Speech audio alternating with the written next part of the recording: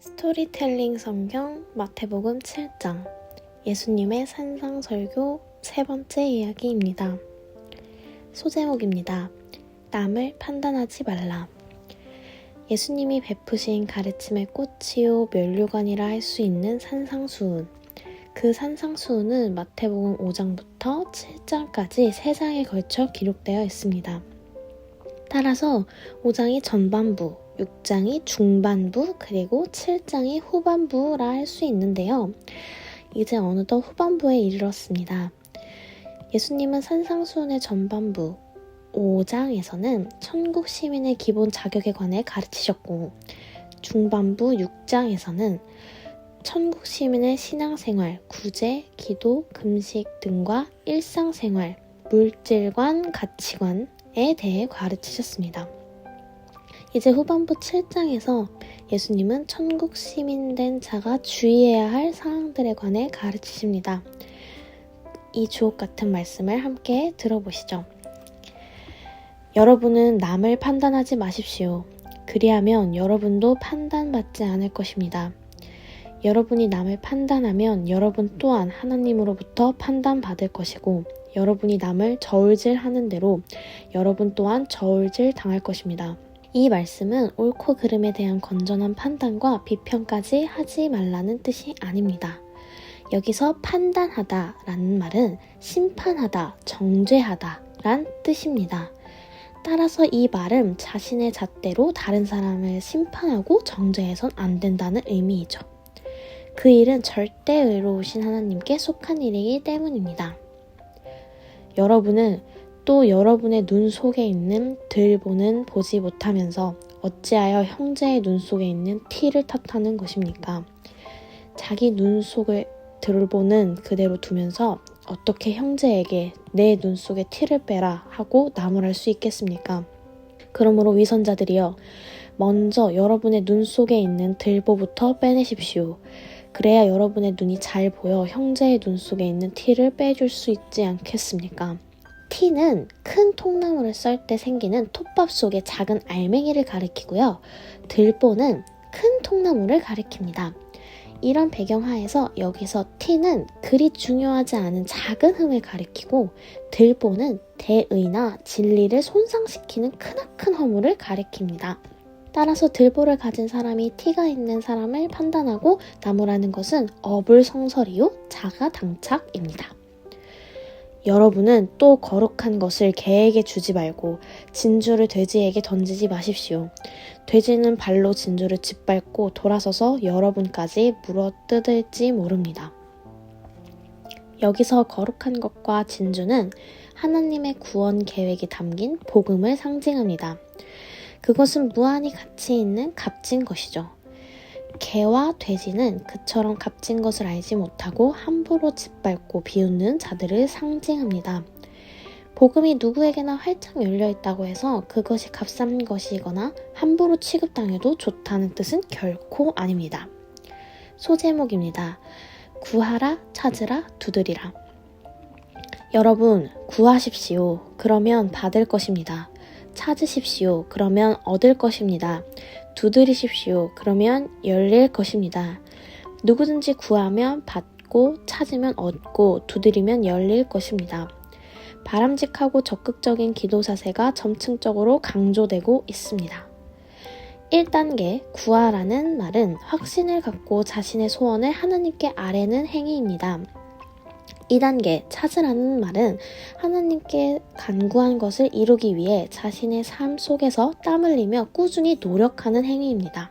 3단계 두드리라는 말은 간구한 것이 당장 이루어지지 않더라도 포기하지 않고 소망 가운데 끝까지 인내하는 행위입니다. 이제 예수님은 비유를 들어 기도 응답에 대해 한층 강조하십니다. 아들이 빵을 달라고 하는데 돌을 줄 아버지가 어디 있겠습니까? 아들이 생선을 달라고 하는데 뱀을 줄 아버지가 또 어디 있겠습니까?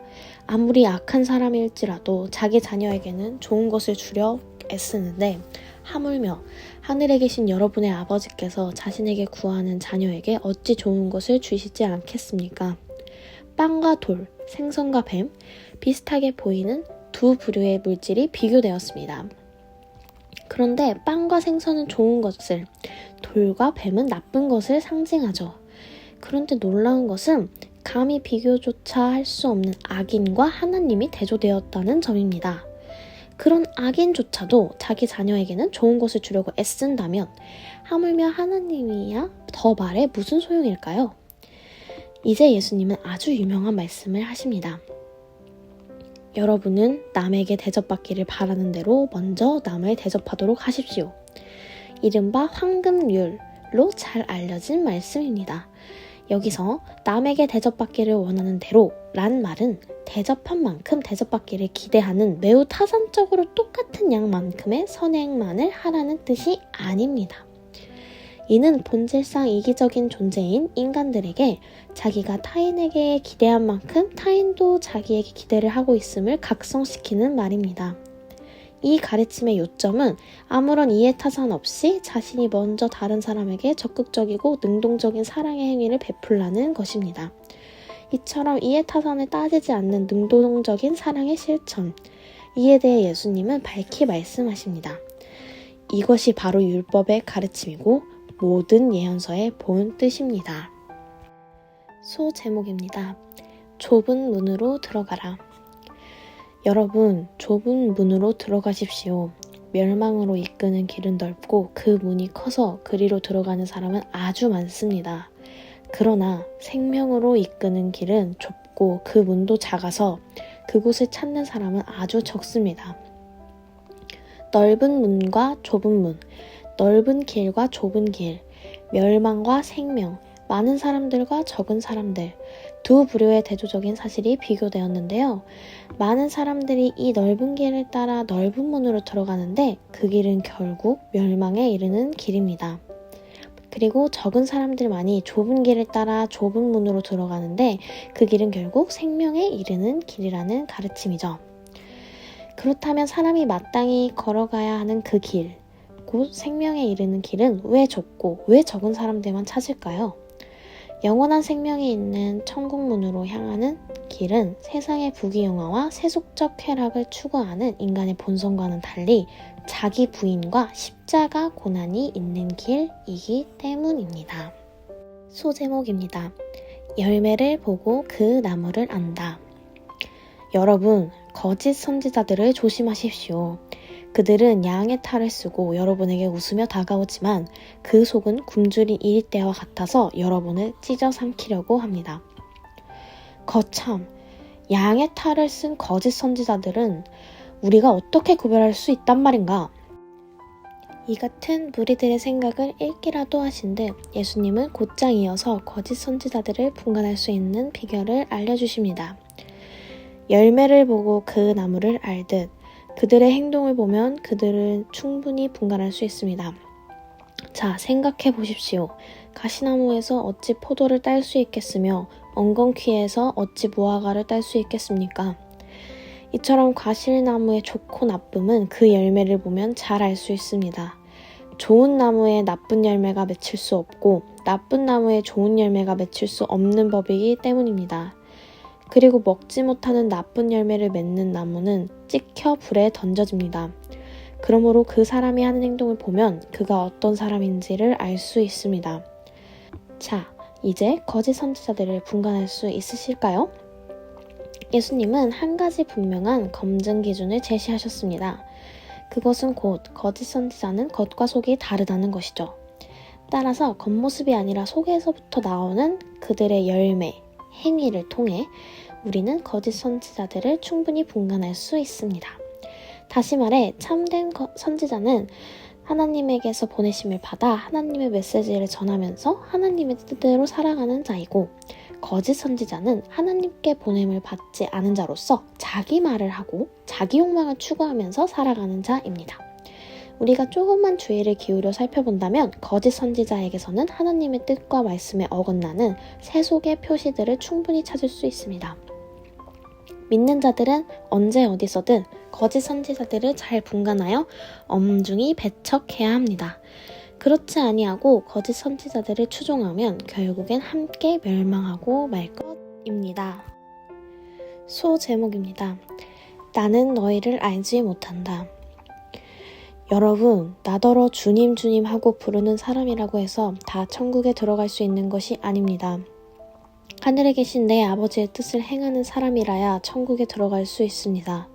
장차 심판 때에 많은 사람이 내게 말하기를 주님, 우리가 주님의 말씀을 전하였고 주님의 이름으로 귀신을 쫓아내고 또 주님의 이름으로 많은 기적을 행하지 않았습니까? 하고 따질 것입니다. 그러면 나는 그들에게 분명히 대답하기를 나는 너희를 도무지 알지 못한다. 내게서 썩 물러가라. 불법을 행하는 이 악하고 몹쓸 자들아 라고 할 것입니다. 이상하죠? 하나님에게서 보냄을 받지 않는 악하고 몹쓸 거짓 선지자들도 귀신을 쫓아내고 많은 기적을 행할 수 있단 말인가요? 무리는 이해할 수 없다는 듯 고개를 갸웃했습니다. 그렇습니다. 거짓 선지자들도 당연히 그럴 수 있습니다. 하지만 그런 자들이 행하는 권능은 하나님에게서 비롯된 것이 아니고 사탄에게서 비롯된 것입니다. 공중권세를 잡은 사탄도 제한된 범위 내에서는 이적과 권능을 행할 수 있기 때문입니다.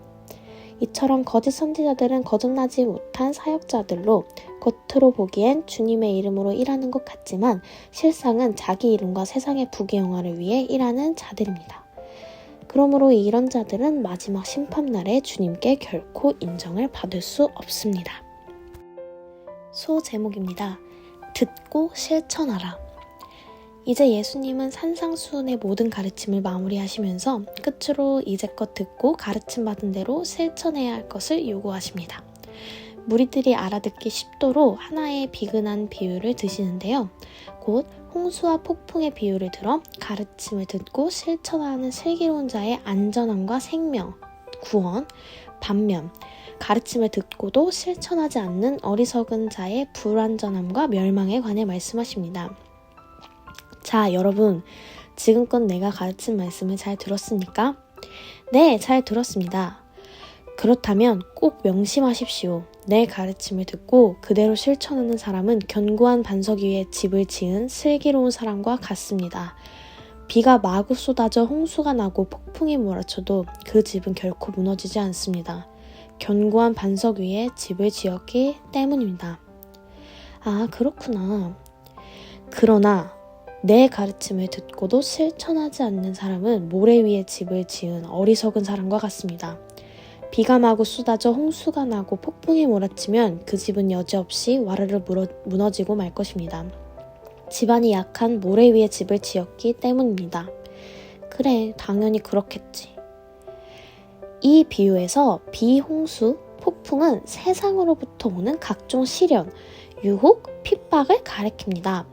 말씀 신천의 견고한 반석 위에다 자기 믿음의 집을 짓지 않으면 세상의 홍수와 폭풍을 견뎌낼 수 없다는 가르침입니다. 소제목입니다. 예수님의 권위 있는 놀랍고 신선한 가르침. 나사렛 목수의 삶을 뒤로하고 하나님의 구원 사역을 펼치기 위해 본격적으로 복음을 전하기 시작하신 때, 곧 공생애를 시작하신 초기, 주후 27년경 봄 정도 됩니다. 예수님은 갈릴리 호수의 서쪽 해안에 위치된 어느 야트막한 산 평평한 중턱에서 자신에게로 모여든 무리에게 여러 가르침을 베푸셨습니다. 산상수훈, 이는 진실로 하나님의 아들이신 메시아의 가르침이었습니다. 지금까지 유대 랍비들의 가르침과는 질적으로 전혀 차원이 다른 아주 새롭고도 위대한 가르침이었습니다. 천국 시민의 대헌장이라 할 수 있는 산상수훈, 그것은 인간의 심령을 깊숙이 파고드는 생명력 넘치는 교훈이었습니다. 그래서 예수님께서 모든 말씀을 마치시니 그 가르침을 들은 무리가 너나 할 것 없이 모두가 크게 놀랐습니다. 벌린 입을 다물지 못할 정도로요. 지금껏 들은 율법 교사들의 구태의연한 가르침과는 달리 예수님의 가르침에는 다이너마이트의 폭발력 같은 역동적인 영적 권위가 있어 듣는 이들의 마음과 마음속에 큰 울림으로 다가왔기 때문입니다. 와, 정말 놀라운 말씀이다. 이제껏 랍비들에게서 들은 것과는 차원이 다르다. 그래, 그렇지. 자네도 그렇게 느꼈는가? 나도 마찬가지라네. 예수님의 말씀 한마디 한마디가 마치 살아 움직이는 듯 내 마음속으로 깊숙이 파고드네 그려. 정말 놀랍고도 위대한 말씀이야. 맞네, 예수님이야말로 진정한 납비야. 큰 선생님이지. 말씀의 권위가 넘치고 하시는 말씀마다 하나같이 놀랍고 신선해. 나는 오늘 아주 큰 충격과 도전을 받았다네. 사람들은 맛있고 좋은 음식을 먹은 사람들처럼 모두가 흡족한 얼굴로 산을 내려갔습니다. 제자들이 자리를 정리할 것도 없었죠.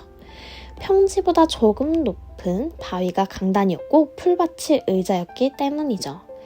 하늘에 구름이 흘러가고 있었고 대지는 뜨거웠지만 하늘은 아주 맑았습니다. 산을 내려가는 사람들의 발걸음은 맑은 하늘만큼이나 가벼웠습니다.